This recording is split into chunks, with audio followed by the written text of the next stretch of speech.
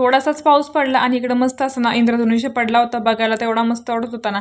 रात्री ना मी उडदाची डाळ भिजत घातली होती. आज म्हटलं मस्त ना सांडगे करायचे, पण कशाचं काय, आज ऊनच नव्हतं, एकदम ढगाळ वातावरण झालं होतं.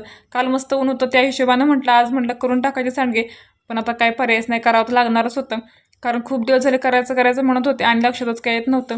हे पीठ आहे ना मी गावावरूनच ना तयार असं करून आणलं होतं.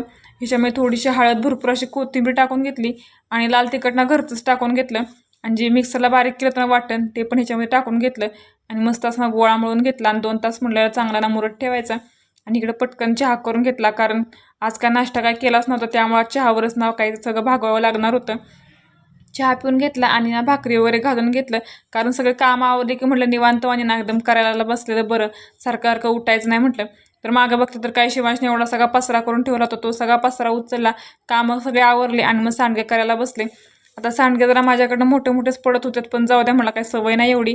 आता एकटीनं करायचं म्हटलं की एवढं सगळं होतंच, पटापट आवरायचं म्हटलं की सगळं ना सांडगं उन्हात घातलं. पण बघते तर काय इकडं ना बारीक पावसाचे ठेंबडे पण पडायला लागले होते.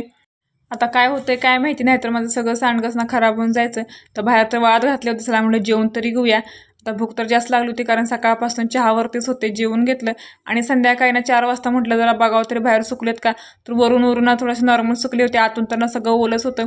वर आकाशाकडे बघितलं ना तर ना पूर्ण असं ढगाळ वातावरण झालं होतं. तर मला तर वाटत नाही ऊन पडेल म्हणून.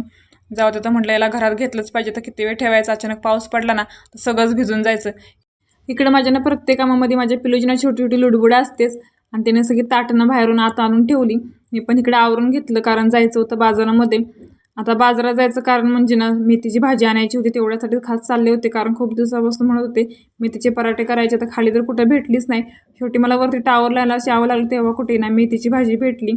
आता येताना मस्त असं ना बारीक पाऊस पडायला लागला होता, भारी जरा वाटत होतं, कारण थंडावा जरा वाटत होता. थोडासाच पाऊस पडला आणि इकडं मस्त असं इंद्रधनुष्य पण पडला होता बघायला, तेवढा मस्त वाटत होता ना. आणि मी तर स्टार्टिंगला बघितलाच नव्हता, माझ्या पिल्लूनेच मला दाखवला आणि त्याचं पण चालू होतं बघायला, तिला इतकं भारी वाटत होतं ना इंद्रधनुष्य बघताना. आणि आम्ही बाजारात आलो ना, इथं आम्ही ज्यूस प्यायला 100% येतो, म्हणजे येतोच. शिवायच्या बाकीचं तुम्ही काही देऊ नका, त्याला फक्त ज्यूस पाहिजे असतो, कारण त्याला जास्तवर आंबे आवडतात. जेव्हापासून आंब्याचं सीझन चालू झालं ना तेव्हापासून जेव्हा तो बाजारात आला ना तेव्हा त्याने आंब्याचा ज्यूस पिलायच. आणि घरी येऊन ना पहिले त्याला अभ्यासाला बसवला, कारण जास्त जरा वेळ झाला होता. त्याला अभ्यास घेत ना इकडं भाजी पण मी खुडून घेतली आणि इकडं पटकन मेथीचे पराठे करायला घेतले. आता ते करताना एवढी सगळी माझ्याकडून घाण झाली होती ना, जास्त करून सगळ्या किचन कट्ट्यावरती पीठच सांडलं होतं. आता त्याला काय पर्याय नव्हता, सगळं बाजूला केलं आणि पहिलं मस्तपैकी जेवून घेतलं. चला तर मग आजच्यासाठी एवढं.